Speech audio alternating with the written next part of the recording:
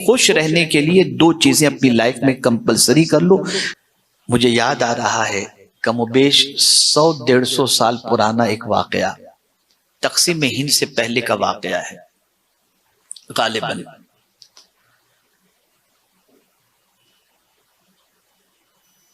European countries से किसी एक कंट्री से एक कपल हिंदुस्तान आया,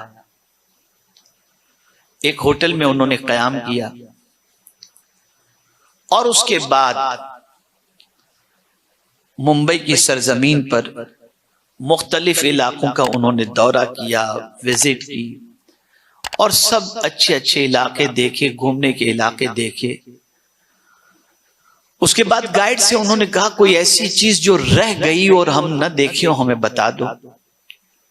तो उसे एक झोपड़पट्टी के बारे में गाइड ने बताया कि ये झोपड़पट्टी एशिया की सबसे बड़ी झोपड़पट्टी है, वो तुमने नहीं देखा।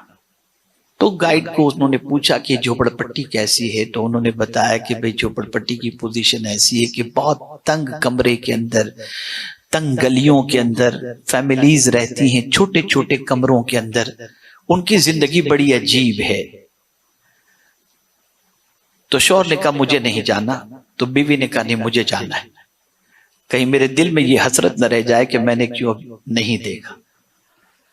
गाइड के साथ बीवी चली। जैसे झोपड़पट्टी में एंटर हुई तो आप जानते हैं कि स्लम एरिया के अंदर इतनी तंग गलियां, बच्चे पेशाब कर रहे हैं, अंदर कमरे के अंदर लोग बनियान उतारे लुंगी के अंदर पड़े हुए हैं, गर्मी हो रही है, अजीब सिचुएशन होती है। आप जानते हैं मुंबई के रहने वाले, मुझे बताने की जरूरत नहीं है। अब वो औरत गलियों से गुजर रही है तो देख रही है किसी का चेहरा उतरा हुआ है, किसी का चेहरा कैसा, पर्दे तो अभी गर्मी की वजह से लगे हुए नहीं, तो घर खुले हुए हैं और सब।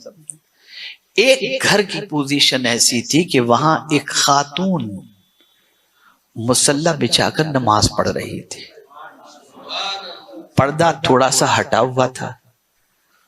वो औरत जो क्रिश्चियन थी वो वहीं खड़ी रही और सोची जरा ये नमाज पढ़ ले तो मैं इससे कुछ पूछूं। गाइड से कहा कि ये फ्री हो जाए तो मुझे इससे कुछ सवाल करना है। कहा ठीक है। वो जैसे ही सलाम फेरी तो सलाम फेरते ही जो है वो गाइड ने उस खातून से पूछा कि क्या पूछना चाहती हो। बोले मैं इसके चेहरे पे सुकून देख रही हूं, तो सिर्फ ये जानना चाहती हूं कि जितना इसका कमरा है उससे कई गुना बड़ा तो मेरा बाथरूम है, लेकिन मैं परेशान हूं इस तंग घर के अंदर इसके चेहरे पे जो सुकून नजर आता है वो सुकून हमारी जिंदगी में नहीं है। तो आखिर क्या इसके दिमाग के अंदर चीज है जिसकी वजह से वो इतनी मुतमईन है और इतनी खुश है, जरा इससे पूछो। जब उससे पूछा गया, गाइड ने जब पूछा, अब उसका जवाब सुनिए।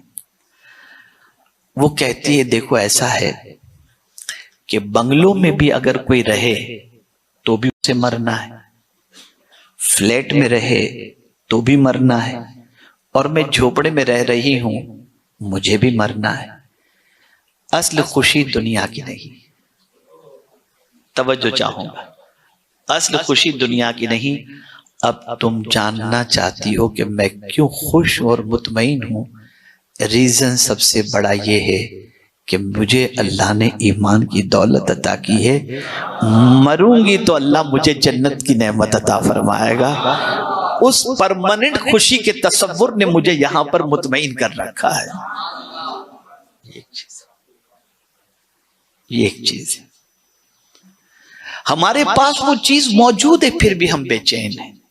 हमारा दिल इन दुनिया की चीजों में लगा हुआ है, इन दुनिया की अशिया में लगा हुआ है। इसकी मोहब्बत इतनी घिर चुकी है कि ये मिले तो खुश और न मिले तो खुश नहीं। खुश रहने के लिए दो चीजें अपनी लाइफ में कंपलसरी कर लो।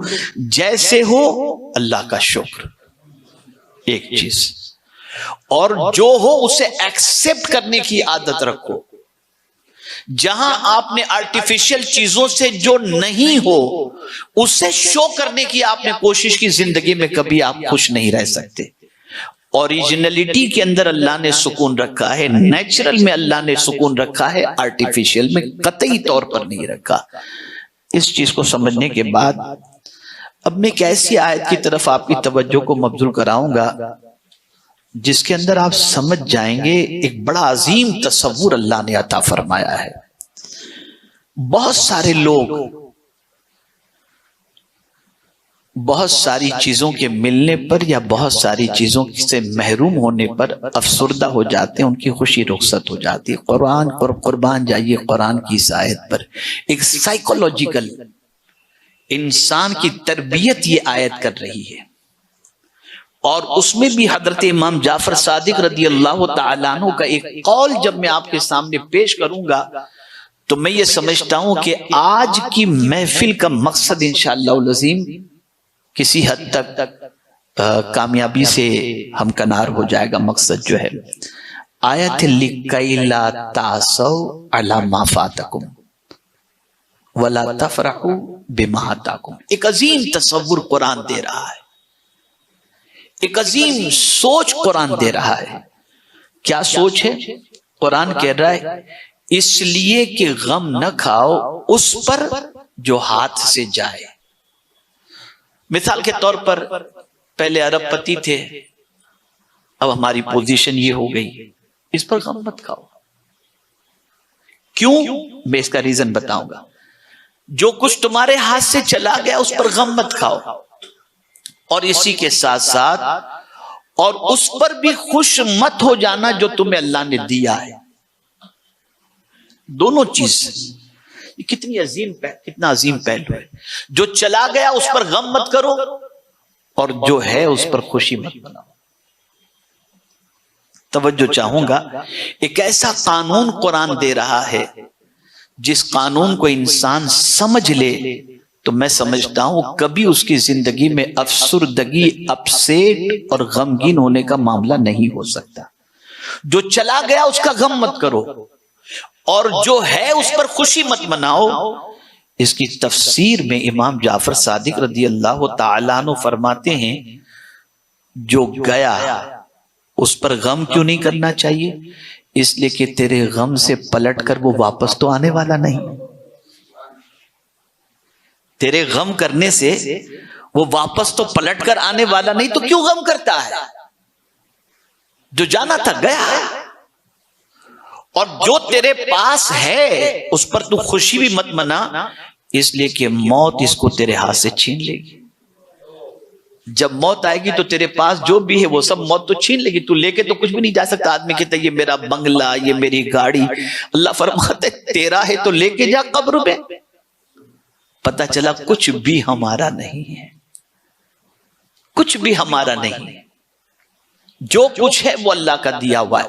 अब आदमी कंफ्यूजन का शिकार हो जाता है कि यार फिर क्या, कैसे जिंदगी गुजारी जाए, खुश कैसे रहा जाए।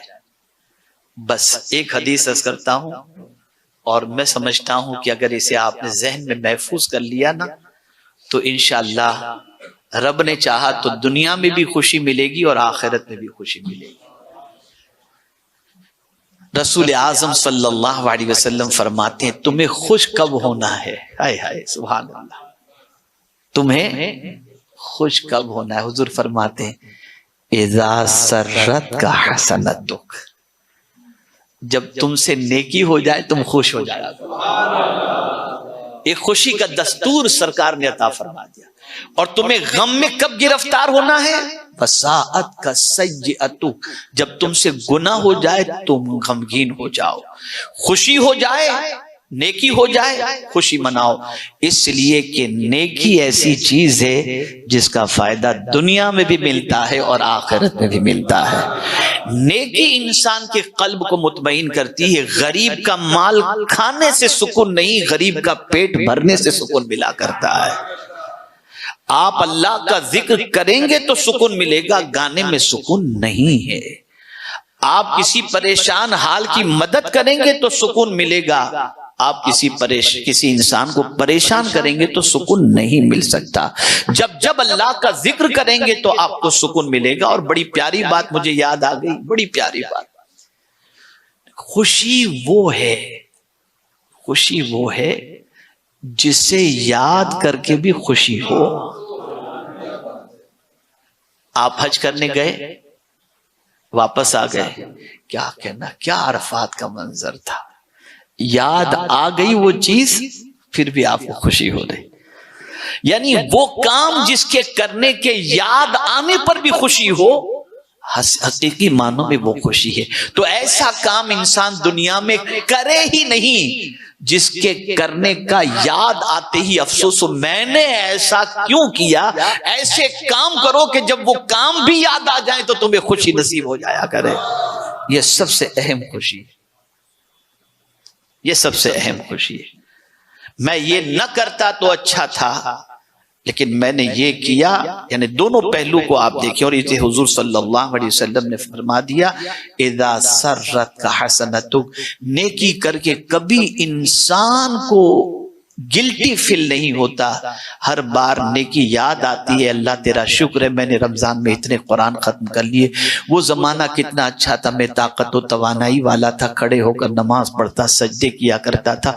आदमी जब जवानी में ये सारी नेकी करता है तो ये नेकी याद करके उसे खुशी होती है। मुझे अफसोस के साथ कहना पड़ता है कि बहुत सारों की सोच गुनाहों की वजह से इतनी खराब हो गई, इतनी खराब हो गई, इतनी खराब हो गई कि अब वो गुनाह को याद करके सोचते हैं वो कॉलेज लाइफ के गुनाह कितने अच्छे थे यार जवानी में, अब तो देखो कितना टेंशन हो गया। ये उनकी खबासत बातिनी का नतीजा है। एक आक़ाए करीम सल्लल्लाहु अलैहि वसल्लम ने दस्तूर अता फरमा दिया, जब तुमसे नेकी हो तुम्हें खुश होना चाहिए, और जब तुमसे गुनाह हो तब तुम्हें अफसोस होना चाहिए।